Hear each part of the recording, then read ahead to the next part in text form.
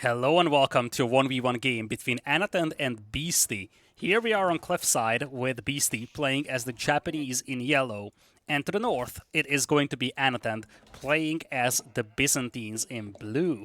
So two new civilizations, and right off the get-go, an interesting opening for Beasty. Never mind, this is Tovara. I always confuse this icon with the melee attack one. So for a second, I was like, oh, wait a second, the melee attack one coming from the Forge, that's an awkward choice, but nope, it's just the wheelbarrow equivalent of the Japanese. So, two new civilizations being played over here, not a matchup that we super commonly see, and I'm definitely intrigued by this one. So let's kind of break down what we can expect going into this game. Byzantines can be played in a variety of ways, but they can put up a lot of aggression in Feudal Age. Limitani combined with longbows and just playing into a heavily mercenary-focused army with olive oil is a very popular way of playing the Byzantines. I'll talk about that if Anotand does that in detail and kind of break down the mindset behind that specific strategy. But that could be an interesting way of playing this, especially because Japanese need some time until they build up their forces. Generally speaking, they are a very formidable civilization for Feudal Age combat, but they are kind of focused on late Feudal Age. That is because their archers with the Yumi are quite weak until you get a bannerman to support them with. So, until you start getting those bannermen out, the Japanese army is somewhat lackluster. Once you get there, they are extremely powerful.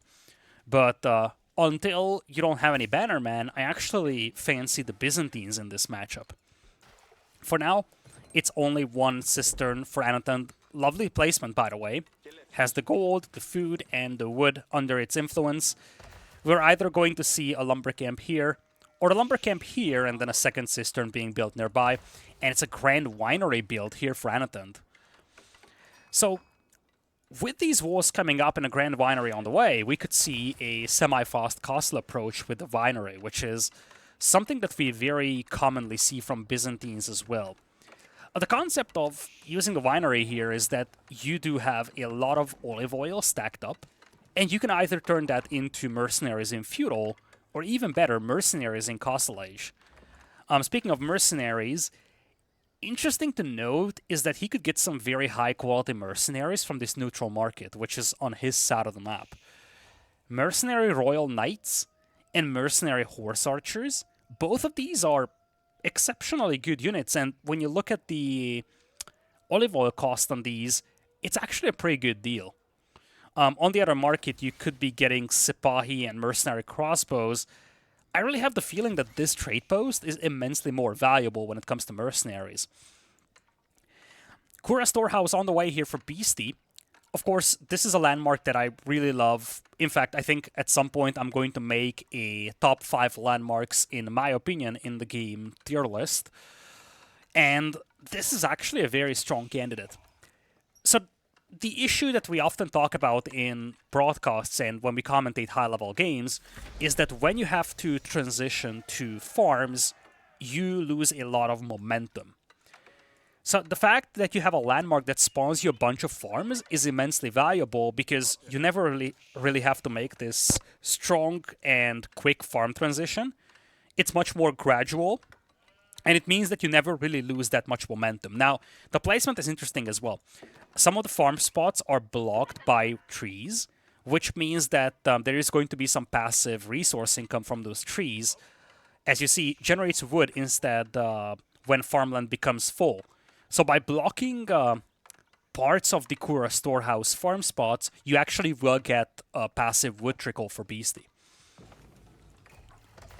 Second cistern on the way for Anotand. He has a couple of villagers on stone, so we will see some additional cisterns pretty soon. But yeah, here you go. Sakura Storehouse is going to start dropping you farms, which is, of course, a big thing, especially when you consider the aura that you will be getting from the Daimyo Manor, which is enhanced farming rates for the villagers. There's just so much synergy between the Kura Storehouse and the Japanese town centers, and it's actually something that makes their food economy extremely robust.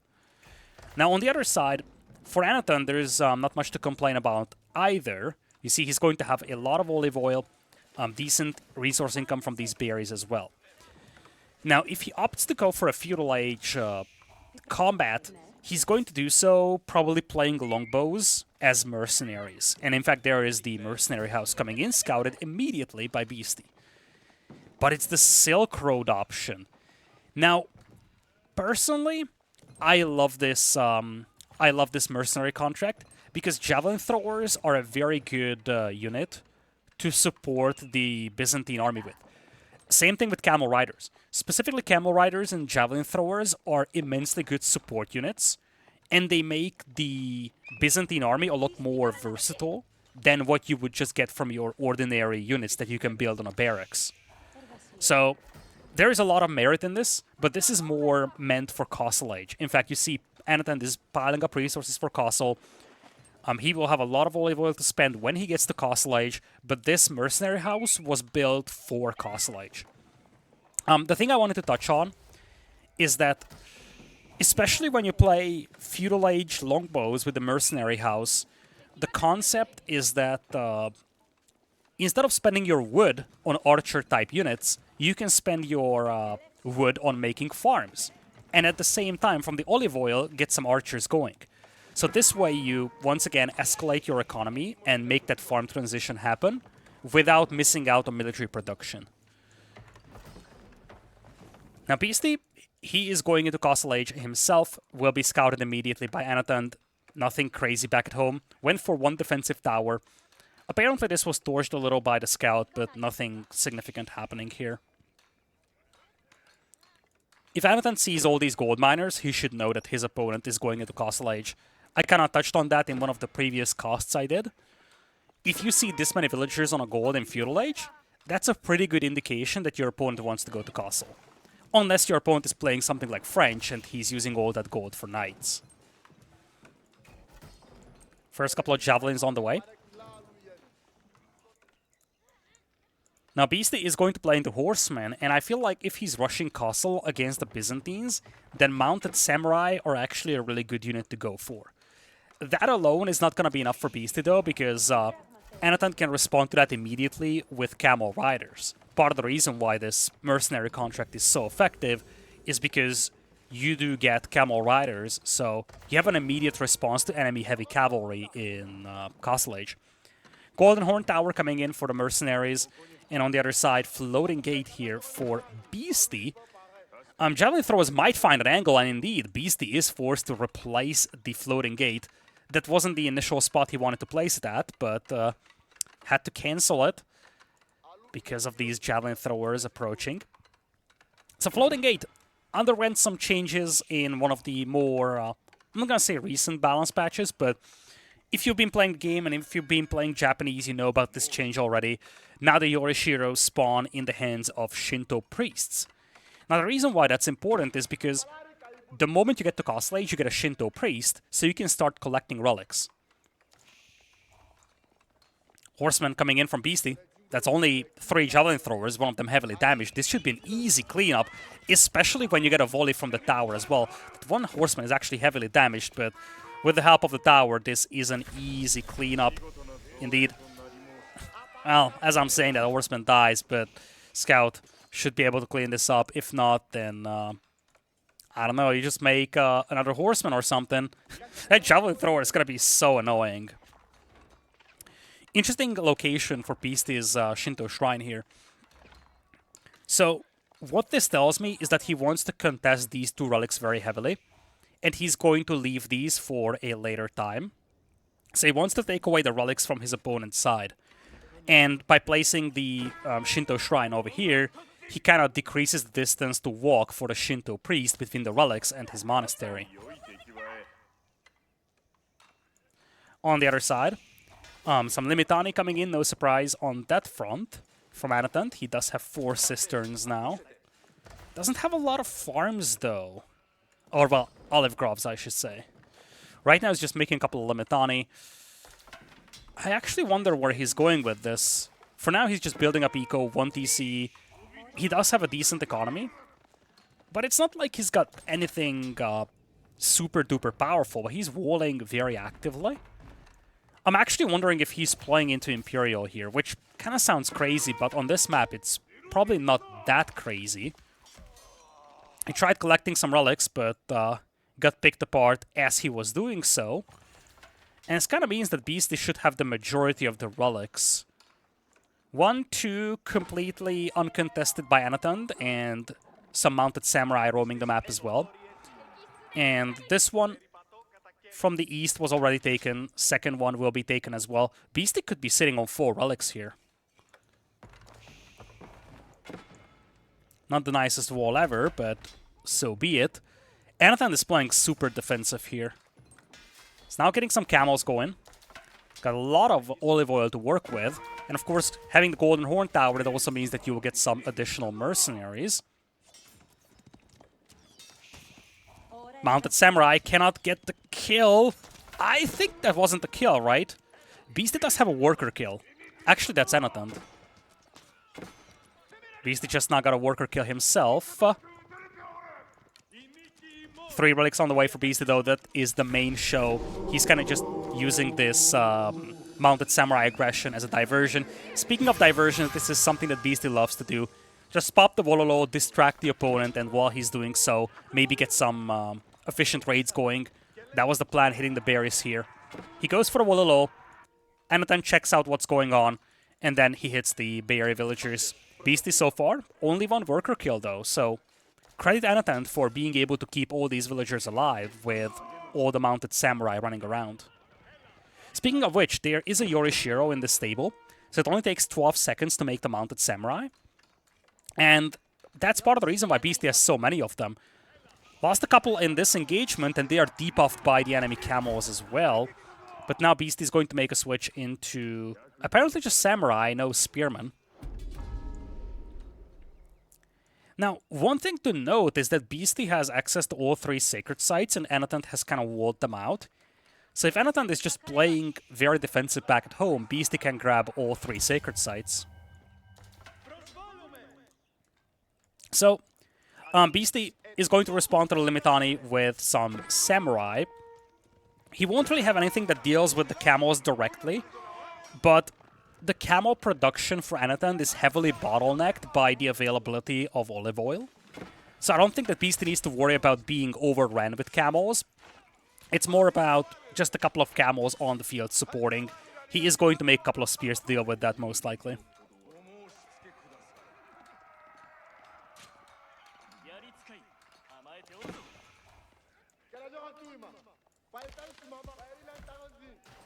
Level 5 Cisterns now in for Anotand. He is leveraging all these berries around his base. But aside from that, his army isn't really massive, I would say. You see, numbers are heavily in his favor, but the army value isn't massive. A lot of these camels are heavily damaged as well. Beasty does have double barracks, but no Yorishiros inside, so he's somewhat limited on production. Will use the Shinto priests to heal some of his mounted samurai here. But this is a good fight for Anotand. Javelin throwers, they're doing a good job picking off the spearmen. Samurai slow to arrive onto the field. And I guess raw numbers are looking really good here for Anotand. He's overrunning this gold mine, same with the stone mine. Bannerman is out there, but that's an Uma Bannerman buffing cavalry. Beasty only has a single mounted samurai now. I think a Katana Bannerman would have been so much more valuable here, but Beasty probably had this queued for some time. Uma Bannerman goes down way too quickly in this one. Yeah, Yorishiros are in the forges, which means that they do give you a gold trickle, and Beasty does have 3 relics as well. Anotand was able to secure 2 relics at the end, so once again, credit him for being able to accomplish this. And a second wave comes in for Anotand. This is getting dicey for Beasty, I'm not gonna lie. I kinda underestimated Anotand's army here. I guess part of the reason why is because Beasty is severely limited in production of the samurai. He needs a couple more samurai to clean this up, but because he doesn't have any Yorishiros in the barracks, he just cannot pop out the samurai quickly enough. He does have a Yorishiro inside the stable, but mounted samurai won't do anything here. And of course, the Limitani are in a shield wall, or they probably should be in a shield wall if they are fighting range units or towers. But with that, the tower should not be able to do much against the Limitani. Now samurai once again come in. Shinto priests are still around to heal, but this is the problem that Beasty's facing. Camels are super tanky, 270 HP, and the Samurai aren't particularly good at dealing with them.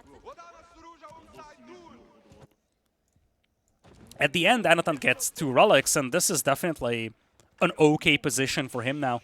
It seemed like Beasty was going to have 4 relics at the very least. Beasty only has 3 relics, and his gold mine has been taken away. A couple of Lurker's idols as well. And a lot of forges here for Beasty, trying to grab some additional techs. Now, Odachi is going to be a big one. Plus 4 damage against infantry is valuable because you want to wipe out all these Limitani quickly. Once the Limitani are gone, Mounted Samurai will be a little bit more reasonable for Beasty to use. Camel Riders will still debuff them, and they do have a bonus damage against them, but Anotand doesn't have a lot of camels right now. Beasty's replacing the barracks all the way to the back. And the stable was deleted. Okay. I actually don't know if you get your Yorishiro back if you delete the stable. I actually doubt so, but I'm not 100% certain. But that's the only reason as to why I think he would be deleting that one stable. A lot of buildings being taken out, including the monastery, which housed all the relics, Anotand coming in to yoink them away. Love how he's leveraging the momentum that he has. And now he's onto stone. I feel like if you're Anotand, you want a forward keep now. You would probably want to send some more villagers onto stone and drop a forward keep, use that momentum. But here comes Beasty. He's got the Samurai, Volo, to keep those Samurai in check. Now a couple of crossbows arrived as well for Anotand. It's actually more than a couple, it's 12 of them. Beautiful pivot, kind of taking units out there, which would just annihilate all the Samurai. And Beasty, by the time he got the Samurai going, it was too late because the crossbows are now here. And once again, results are the same as before. Anotand is just able to annihilate Beasty's army. And this is where these mercenaries come into play. You have so many different units, such a diverse composition, that Beasty is struggling to make 1 or 2 types of units that can effectively deal with these. But Beasty also doesn't have the economy just yet to make a very diverse composition himself. And this is what makes the mercenary build from the Byzantines so dangerous. They give you a variety of units, and that composition is just extremely difficult to deal with. Look at this. 19 crossbows, 12 javelin throwers, which will deal with the archers that could kill the crossbows. Some Limitani to deal with the cavalry, camel riders as well, debuffing cavalry and killing cavalry. And now some Varangians also being mixed in. Beasty would need a very diverse army to deal with this force. He does have the Shogunate Castle now, and he's got quite a few samurai. Now, Onabu is actually one of the few units that can deal effectively with this. You would need quite a few of them because they're fragile. But the fire rate on crossbows and javelin throwers is fairly slow, and they don't have a bonus against light infantry like the Onabu. So, a massive force of Onabu can easily wipe this out. In the meantime, this is where we get to the point where a farm transition needs to be made for Anotand. He dropped a couple of olive groves already, but still kind of lacking that consistent food income once he depletes all the hunt. So there is going to be some level of shrinkage in the momentum that he has. Beasty does have some farms to work with. But it's all going to come down to how much damage is done to Beasty by the time he actually takes this fight. And let's not forget, Anotand yoinked all the relics from Beasty. This in itself is immensely valuable. He is going to be sitting on 5 relics and also has 2 sacred sites. Still, I feel like a keep here would be devastating for Beasty. Anotand has 600 stone, is getting close to a keep. Finds the villagers on the gold mine as well. Beasty now lost 11 villagers in this game. Has only 4 Onabu, but he does have 3 Katana Bannermen. And a Bannerman will make this force substantially more dangerous. Side note is that you have +4 against infantry as well. So once you get close to these javelin throwers and crossbows, you do have a decent amount of bonus damage. Numbers are still looking a lot better for Anotand. But Beasty, we know that he is really good at just surviving and taking this game to the next stage. I feel like Beasty could potentially take a winning fight here in the next few minutes. Question is, how is his eco going to look like by the time he gets that decisive fight he wants. Because the issue that he's facing is that now he's down by 17 villagers, courtesy of all those villager kills. He's also down by 5 relics and 2 sacred sites now. So, once Anotand completes a farm transition, Anotand's eco is just going to be so much better.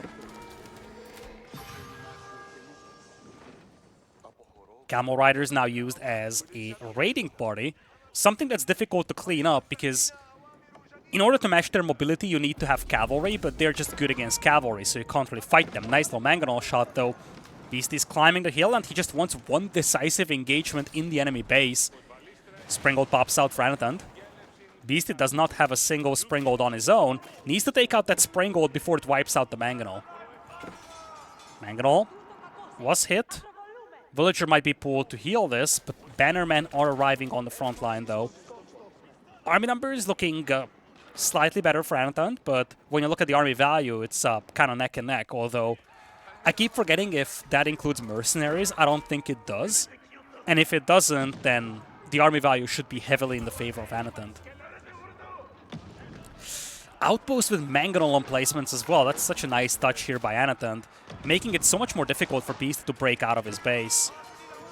Mangonel, nice little position here. Springald coming in for Beastie as well. And it looks like, once again, no decisive commitment. It's worth noting that Anotand destroyed so much more value. 10,000 value destroyed compared to 3,000. Some of those are buildings. Some of those are units as well. But the efficiency of Anotand in this game was spectacular so far. And now he's got a lot of olive groves to work with. He actually uses some of the relics to generate olive oil. So you see he's got 400 per minute. He could actually turn that into a lot of mercenaries. Somewhat surprised to see that he is not making more mercenaries right now. What is he doing with all those, with all that olive oil? Looks like things have settled down a little. Beastie's also going for farming himself. Don't forget, he does have a massive boost coming in from the Shogunate Castle. Plus 75% getter rate on farms is no joke. So when you look at the overall resource income, it's kind of comparable, slightly better for Anotand. Of course, Anotand himself has the cisterns, and he does have sacred sites and relics as well. So still a better economy for Anotand, but Beastie is not that much behind. Definitely not what you would expect from a 20 villager deficit. Anotand, oh, now he's queuing up a bunch of camels. Yeah, he needs multiple mercenary houses. I think he's thinking about Imperial, though. And I could see him, honestly, going heavy on the Grenadiers. Against this army, I guess, especially if you eliminate the Mangonels, against this army, Grenadiers would actually work fairly well. He won't be given an opportunity to go into Imperial, though, without Beastie trying to punish him for it. Here comes the breakout, Beastie trying to ram down the outposts. This is the big decision point for Anotand. Is he doubling down on Castle Age? If he does so, he needs to spend these resources on army. Or is he going Imperial? Looks like he's going to fight this one. Takes out some of the Springolds. Trade of Springolds coming in, but Springold numbers looking a lot better for Anotand. Beastie charging into this one. A lot of crossbows up hills, but the Samurai are being buffed by the Bannermen. Some Onabugeisha as well on the front line of Varangians. Holding the line for the time being. Walls have been broken through already, so there is no position to fall back to for Anotand. Still, efficiency is heavily on his side. Crossbows doing a great job, but with the front line disappearing, he needs to fall back and regroup. Beastie closing distance, and that is a beautiful surround here. A lot of the crossbows are trapped against the wall, and this is as good as it gets for Beastie now for a fully melee army. Again, he is losing a lot of very valuable units, though, and I just don't know if this is good enough for Beastie. He's sacrificing all his samurai, and the crossbows still stand. Reinforcements trickling in here for Beastie, though. Reinforcements on the other side for Anotand. He doubled down on Castle Age. Varangians are now making an appearance on the field. Crossbow still standing. And I feel like Beastie is running out of momentum quicker than Anotand does. Indeed, Beastie just taps out of this one. GG is called. If I would have to summarize this game in one word, I would use efficiency. Especially in early Castle Age. I I severely underestimated the strength of that army from Anotand, and he was able to do a lot of damage at Beast's base. I think the damage wasn't necessarily done in terms of destroying buildings. It was done in terms of pushing Beastie away from the gold.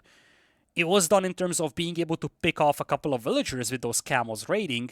And I think most importantly, it was done by taking away all 3 relics from Beastie.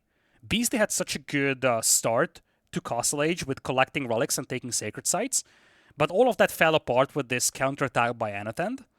And those relics were immensely valuable for Anotand to sustain the level of military production that he had in late Castle. With this cast comes to an end. As always, I greatly appreciate if you subscribe to the channel, if you press the like button.